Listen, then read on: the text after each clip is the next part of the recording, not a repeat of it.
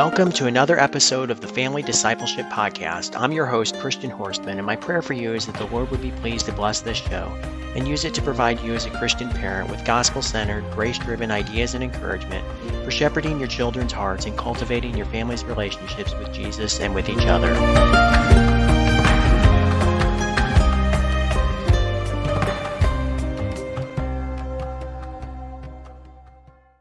All right, friends, welcome back to today's episode on the Family Discipleship Podcast. Today, I'm so happy to welcome Nicki Truesdell to this episode. Nicki is a wife, a mom of five, a grandma, author, speaker, and blogger who's passionate about helping everyone homeschool, which is what our topic is going to be about today. In her spare time, she publishes old history books for her company, Knowledge Keepers Bookstore, which I love that. So I love history and I love books. So yeah. So today we're just gonna have a little chat and address some common objections and challenges that a lot of families face when they're trying to make homeschooling a reality for their family. And so as Nicki can test, literally anyone can homeschool. So with that, we're just gonna go right into the conversation, talk a little bit about that, and just go from there, okay? Sounds good. All right. Yeah. So first question I have is I know you've written a book, really good book, called Anyone Can Homeschool. And the first chapter in that book is called Rethinking School. I think it's a really good title. So in what ways do you see homeschooling is different from the public school classroom? And how do we need to rethink things, change the way we think about school and education in order to see the flexibility in homeschooling? Well, I had to put that chapter first because it really sets the tone for everything else that I wrote about and pretty much everything I talk about when it comes to homeschooling. Because most people find that the idea of recreating a public school at home is overwhelming. And so that stops them from ever trying to homeschool. And so what I wanted to do was help the readers to understand that what we do at home is usually not like the public school. There are families who probably have almost an exact copy in their home, but I typically find that that's a newbie kind of thing. We set up the classroom and have a schedule from 8 to 3 and all the subjects are checked off the list. But as they get comfortable, they start to realize certain things are not necessary at home and certain things are really a waste of time. And so if I can help in the book, I talk about breaking down this wall that separates us from homeschooling. I want people to understand that at home, you're not a school. You're not a government school, and you don't have to do anything like the government school. In fact, I don't recommend it at all. And so what I try to help people understand is that you are a parent, you're a family, and you have added school books to your day. And so that can look like whatever it needs to. And in homeschooling, it looks like about 100 different ways when you compare one homeschool family to the next. And so rethinking school is just the idea that what you know as the typical school experience is not necessarily the best, and it's not the most effective, and it certainly is not going to make or break your homeschool. And so rethinking school is letting go of scheduling mindsets, grade levels, being behind, advanced placement. There's so many different things that happen in a public school, and we're all used to that. That's how most of us grew up. And so it's hard to let that go. And that is the first thing that I recommend is letting it go, deschooling your brain and rethinking the whole system. And sometimes it's a process. It does take time for a lot of people. And that's why I say many people start out homeschooling in a very traditional public school manner, and then they start to drop things as they go, realizing maybe I don't have to do 12 years of grammar worksheets, or maybe we don't have to spend 8 hours a day because it's not going to take that long. And so once people understand you're not a public school, once you're at home, there's so many different ways that they can start to let go of that mindset and actually home educate their children. Right. Yeah, it's really a liberating feeling then, because like you said, a lot of people do it like when they're first starting, but then if you try to keep sticking to that, it becomes like a bondage almost, really It difficult to does. keep up with. So yeah, It's and overwhelming, and I think it leads to burnout for a lot yeah, of people, and then they yeah, give up. So I yeah, really encourage just thinking outside the box. right. No, I love that. So I've talked about this before in some of the other places where I've, spoken or written things, but definitely think some people tend to not think of homeschooling as, or they think of homeschooling as just like, more the academics, kind of like you're saying, and they just try to recreate, they bring home the public school and unbox it in their living room or kitchen table, and then it doesn't work. But I think homeschooling is really much more about, relationships, relationship building, spending time together as a family, kind of like you're saying, it's not going to take 8 hours a day to do school and stuff like that. And so it really opens the door for a lot more, family activities and, building up relationships in that way. Is that what you found? Absolutely. And I'm not opposed to schedules, but Yeah, because routine is helpful, but right. sometimes you have to stop your school day because you are dealing with people. Your children are people and they have feelings and they have emotions and so yes, the relationship is the number one thing. That comes first and school comes second. Right. Because again, you're not running a school, you are raising children. And so we have to remember the people aspect of it, the humanity part. And if we have children for any reason having a hard day or having a great day, maybe they need something off the schedule, like 4 hours to research World War II because they're suddenly into it, Yep. or just to stop and talk about things that they read and they have more questions. All of that is part of that mindset, that it's not just recreating a school schedule in a classroom, but hmm nurturing minds and raising people for the next generation. Right. Absolutely. Absolutely. I love that. So I had a couple questions relating to like specific kinds of people or families that, and I know you talk about these in your book, but some of the more common objections, if like, for example, single parents, especially single moms, might not think it's possible or practical to homeschool their family or homeschool their kids. So, um, is it possible and is it practical and how so It is for them possible. especially? Yeah. And this is a question I get a lot because there are a lot of Yeah. single moms out there who also don't want to keep sending their kids to a public school. And so this is a very common question, very common problem. And I'm happy to say it's also very commonly solved with homeschooling. And what I try to tell single moms, because I've been there, I did this when I left an abusive husband with two little girls. I didn't have a plan to write a book about it someday. I just had a plan to survive. And because of our situation, I didn't want to leave, take my girls from the only home they'd ever have, and then also put them in a school or a daycare with strangers on top of this whole traumatic change in their life, and, go out and get a full-time job and put them with other people. For me, I had a very strong conviction that that was not good for them, because of what they'd also been through with the divorce. And so I had to figure it out along the way. And I figured it out a lot of different ways. But what I learned was that it doesn't matter where you work or when you work or how much money you have or don't have, because I did not have any money to start out with.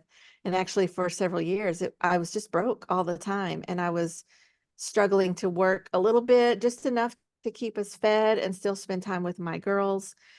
It was definitely a balancing act, and I never felt empowered, like you hear from some single moms. It's not a very empowering feeling at all. It's a struggle. And so what I want single parents to know is that whatever your life looks like, you can arrange education around it. That's why rethinking school is the first chapter in the book, because it applies to every situation.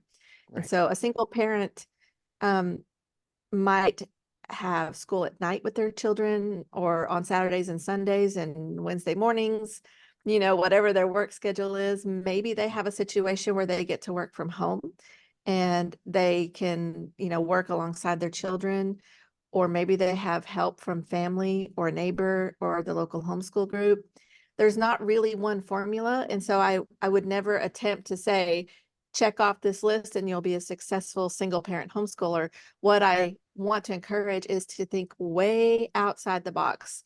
And so that could be assessing your work situation and seeing if you can find a better fit for homeschooling, or figuring out a way to get all of the schoolwork in around your work schedule. And when it comes to money, it's the same thing. Think outside the box, go to the library, use some online classes, find a co-op that allows you to drop your children off, or a hybrid school.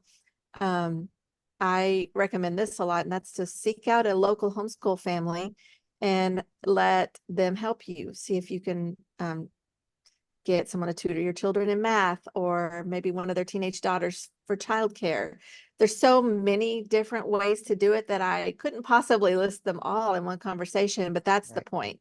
Like, there's not one right way to homeschool for anyone, but especially for a single parent who is desperate and exhausted and probably struggling financially.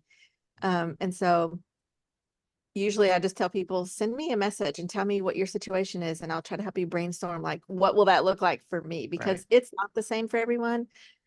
But I know that from my own experience and from so many friends that it is possible. And I will not say it's simple, but I will say it's absolutely possible and worth it. And Yeah. from my own experience, I can tell you that it was tough. We were broke. I was tired. I cried a lot. My credit was ruined, but those were temporary circumstances that changed. And I can look back now and say it was worth it all. Everything was worth it because those were temporary problems that were able to be solved with time, with a lot of prayer, and with the kids getting older. And I don't regret a single minute of how hard it was, because it was worth all the struggle. Yeah. Amen. Well, it's encouraging to hear, from your perspective, having gone through that, that it is, yeah, it may not be the easiest all the time, but it's definitely possible. So that is very It is encouraging. possible. Yeah, thank you. Thank you. You're So welcome. what about, you kind of talked about this in that answer too, but what about families with lower income? So like, does homeschooling have to be expensive, or are there like some cost-effective strategies that can make it work even if you're on a tight budget? Oh man, there's a lot of different ways to do that too. And like I said, it depends on your situation, but you can homeschool with zero money. If you've got some pencils and paper at home, you can actually start there, and a library card. Go to the library.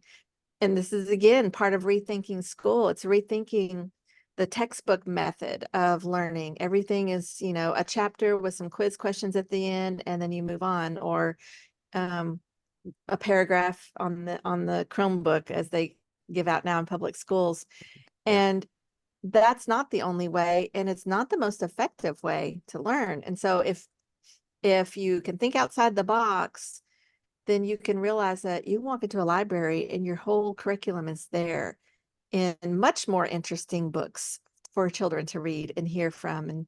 And they can study history through great stories and books filled with all kinds of illustrations, and take notes and copy speeches for their language arts. And I talk a lot about copy work on my website and in my social media posts, because it is a very effective language arts program that costs absolutely nothing. And same thing with different online websites. There are free ones, there are very inexpensive ones. YouTube has a ton of content. There's so much I can't even find it all. But Yeah. whatever subject you want to learn, Right. with a reputable source, YouTube is a great way to go, especially for someone on a budget. And so there are inexpensive curriculum options you can purchase. There are online classes that are very inexpensive or free. And so I have a blog post on my website. It's just called Free Homeschooling Resources. And I've put a list, and every time I find something new, I try to update that list, because the options are truly unlimited, especially with internet. And even if you don't have internet at home, you can go to the library, go to your local coffee shop or whatever. And I know homeschoolers who have spent their days at Starbucks just using the internet to learn, and then they go home at night. And so there is no end to the possibilities because of the age that we live in. It's amazing compared to when I was homeschooled in the 1980s. Yeah. You literally had, a library, and for us, the Right. library was almost an hour away, but we had a simple curriculum and, Mhm. some books to read at home. Right. It is amazing now what homeschoolers have access to in this day. Yeah, So it is. their money is not an issue, and especially if you learn to think way outside the box, it's definitely kind of freeing to give you that ability to just go choose really quality materials. Right. Right. And then it gives you the flexibility to pick what's best anyway, and you're not stuck to a, Yes. curriculum or locked into, that system because Oh, not yeah. all And your systems work for everyone, right? Not even they in the same won't, but family. I think your kids will have a lot of fun that way too. Yeah, yeah, I agree. I agree. Let's take just a quick break and then I'll come back and I got a few more questions for you. Okay.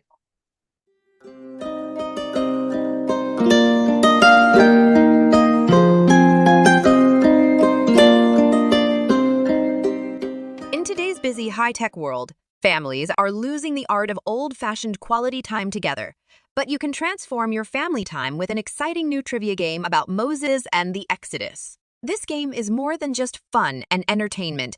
It's a chance to unite your loved ones for screen-free family time and enrich your scriptural knowledge. You and your children will have fun, laughter, and friendly competition as you step back into the Old Testament and test your knowledge about the life of Moses and the biblical details of the Israelites' exodus from Egypt and 40-year trek through the wilderness. This easy-to-play family-friendly game is sure to make memories you'll treasure. So head over to Family Discipleship podcast.net/Moses and get your family a copy of this trivia game, download and print it right away. Put down your electronic devices and play it together with your family tonight. That's familydiscipleshippodcast.net/Moses. Have fun!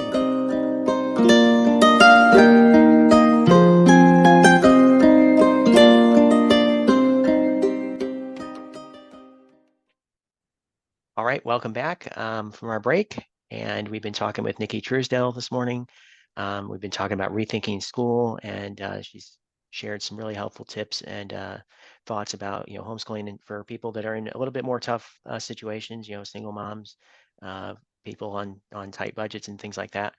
So just had a couple more questions, Okay. of some other scenarios with families that might initially think that it's a little bit more difficult to homeschool than it is to send their kids to the school outside the home.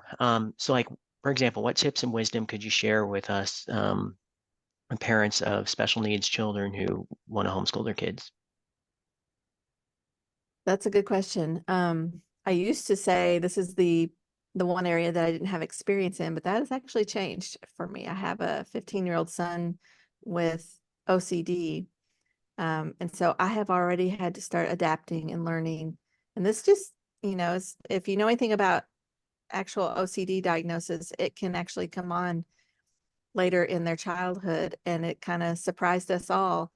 And so I've had to go back and learn from friends who shared. I have a chapter where I interviewed some other moms who homeschool their special needs children. And so I've gone back and tried to get their tips for adapting. And so the biggest thing is adapt, adapt, adapt. And so a lot of people are afraid because they're used to the public school giving services, and providing special teachers. But what I found in talking to moms who did utilize those public school services was that it wasn't always effective. In many cases, it wasn't effective at all. And they were able to find the resources their children needed at home, mainly because the government doesn't care about your children nearly as much as you do. And so a mom and a dad who really love their child and want so much to get them the help they need can do such a better job educating a child with special needs. And that can mean physical needs, emotional, and also the cognitive needs that are so different. And so it doesn't matter what your child's special need is. In fact, I recently did a post on my social media talking about that, and I asked parents to share their stories in the comments, and it was so encouraging to hear from parents with children with Down syndrome or severe autism, um, so many different kinds of special needs, and they said this was the best thing we ever did. And what I tell people is, the public school gives an IEP, which is an individual education plan. But homeschooling is an IEP for everyone. And so Yes. you design the education plan. And of course, you can research what does the public school offer? How can I create that at home? And often you can create something so much better for your child. And I know some homeschoolers still will go take advantage of certain services with the public school. Others will contact their county or state resources, and so they'll go and take advantage of special teachers or therapists while being a homeschooler. And so at home, what I think is most important is the child is not forced to adhere to the same public school schedule as every child in their district, but instead their actual needs are met and their school is molded around that. It's just kind of, it's like I said, it's accommodating your child and adapting to their needs. And so slow down in math or speed them up in math, Right. or if they prefer to answer questions verbally instead of writing things down, maybe they are better with jumping up and down while they hear you read. I mean, I can't even go into all of it, but the Right. special needs are so varied that the solutions are also varied. And a parent can say, I see that this works better for you if we do it this way. Let's do it this way. Instead of, well, what does the state allow or what does the state recommend? Um, it's a comfortable, homey, friendly environment for the child, and the parent can watch all day long. I mean, you already know your child so much Right. better than any teacher or any government official ever will. And so you can create a truly custom home education for special needs. And I'll say, um, beyond just the atmosphere, there's so many different curriculum options that have been designed to educate children with special needs, whether it's dyslexia or Down syndrome or autism or, I don't remember all of the names. There's so many different things that people deal with, but there are amazing curriculum companies that have already been down this road. So they've created curriculum options that are very flexible to help your children still get an academic education, not just the emotional part, but all of the academics on their level and to meet the needs that you have at home. And so Right. definitely don't give up on homeschooling as the best option for your special needs child. Right. Right. And like you said, there's so much more available to people now than there was, Absolutely. even 20, 30 years ago, right? Yes. So, My yeah. favorite thing about the homeschooling world is a parent will deal with an issue and they say, okay, I think I found the answer. Now I'm going to share the answer with everyone Yeah. else. Yeah. And And so, then it helps everyone, right? so much out there. Yeah. Yeah, yeah, for sure, for sure. So here's another scenario. What about families where one or more of the parents or children are suffering from chronic illnesses? Is that a roadblock for making homeschooling work? It is often. This is something that I have dealt with. As you know, I just messaged you last night about a Yeah. migraine, and Yep. I've had migraines since I've had headaches before I had migraines. So my whole life, it's just Right. something that I live with. And I obviously have found a lot of different things that help, but it's my chronic illness and it's not daily, but it's pretty often. And then throughout when I was having children, I had pretty extreme sickness throughout each pregnancy that resulted in multiple weeks of bed rest. And so there are a couple different ways that I've had to adapt to those things. And what I learned over the years is that um, you don't have to have 12 years to educate your children. You don't have to do it Monday through Friday from 8 to 3 or from September to May.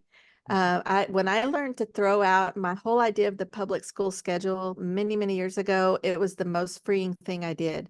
And so that's that's the first thing to understand with anyone in your house with a chronic illness is that you don't have to be on anyone's schedule except for yours. Mhm. And the second thing is training your children in that idea, and training them for responsibility. And that's kind of an ongoing thing. You don't wake Right. up one day and tell your kids, I need you to Mhm. carry some responsibility. And they say, Yeah. sure, mom. But it's a training process. And so what I had to do was train my children. If I wake up with a migraine and don't get out of bed, here's what you need to do anyway. And Mhm. for little Right. kids, that's a lot less.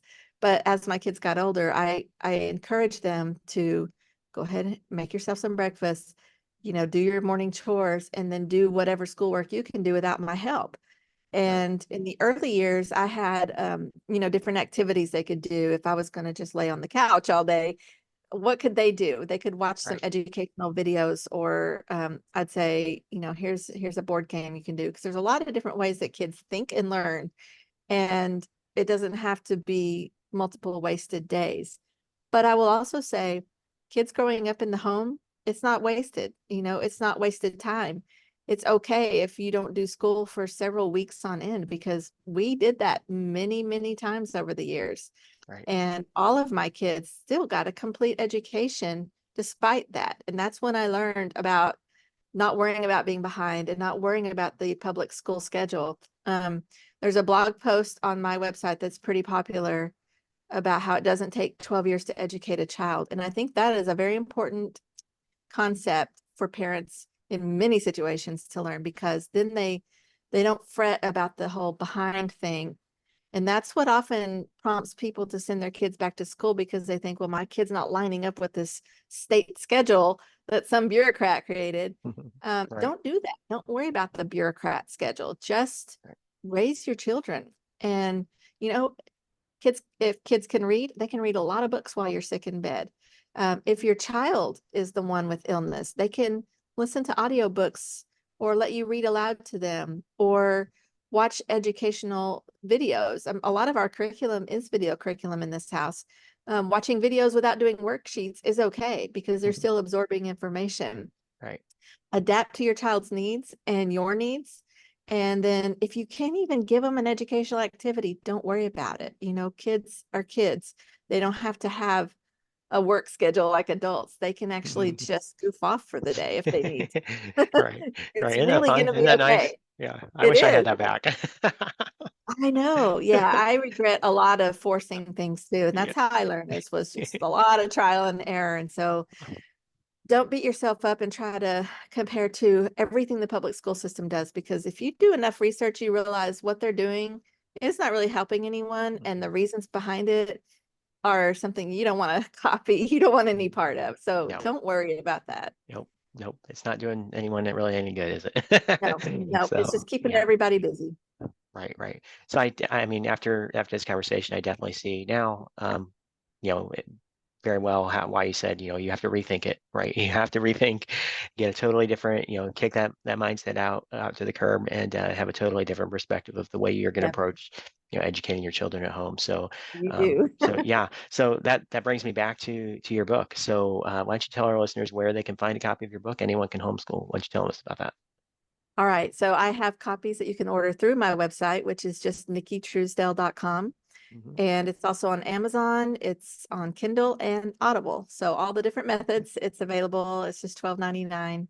And the book is many chapters of kind of what we talked about, plus more. And I don't just tell my story. I've interviewed other parents in all these situations and asked them, how did you do it? What are you doing right now?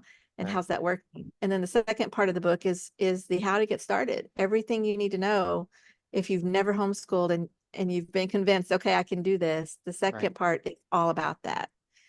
And Okay. so I wrote it after all these years of figuring out these things that we talked about today, to help people understand it's not that complicated. It is definitely within your reach. Right, right. Thank you. Yeah, I've really enjoyed the book personally. Thank So you. thank you. Yeah, thank you. So yeah, and I'll have the links to that in the show notes, as well as the link to your website and your social media, so that people can go check that out as well. So before we wrap up, do you have a final word of encouragement or inspiration for us, or what? Yes. So we started this conversation by talking about thinking, rethinking school. And what I want parents to know is you have the ability already to decide what your children need and how to get it to them. And especially in the 21st century, how to give them what they need is pretty easy. Right, But be bold as a parent in your choices, and be confident in the ability that God already gave you to teach your children. You don't have to have a teaching certificate. You don't have to have a college degree or even a high school diploma. And I know that because my mom did not have a high school diploma, and she homeschooled me and my sister. She dropped out of high school in the 9th grade. And when she and my dad learned about homeschooling, they said, this is what we're going to do. And my dad had a high school diploma and my mom didn't even have that, but they had the conviction and they got the materials and they had the faith in God that this is going to work, that yeah, if God called us to it, then he will help us to do it. And so don't worry about your qualifications. When God made you a parent, he made you qualified to do this. And right, so just trust him, trust the process, and remember the scripture that says, if any of you lacks wisdom, ask of God. It is absolutely true that you can ask God for wisdom sometimes every single day, but you can do Mhm. it and He'll be there Right, for you. right, right. No, that's wonderful. That's wonderful inspiration. Thank you so much. Yeah, Yeah. thank you for having me. Yes, yes. We'll definitely have you back sometime. I really hope this conversation was helpful to our listeners, and yeah, can't wait to have you back again sometime soon. Okay. All right, thank you. You're welcome. You have a wonderful, blessed day. You too.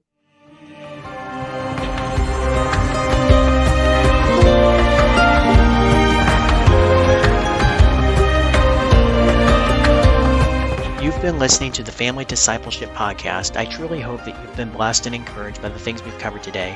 And I'd love to hear your feedback, questions, or even suggestions for a particular guest or topic that you would like to see featured on a future episode. Feel free to email host@familydiscipleshippodcast.net. And don't forget to follow the show on social media and subscribe on YouTube or your favorite podcast platform so you don't miss new episodes as they're released. I hope you'll be able to join us again next week, but in the meantime, I pray that the Lord will continue to bless your family as you endeavor to shepherd your children's hearts and cultivate your family's relationships with Jesus and with each other.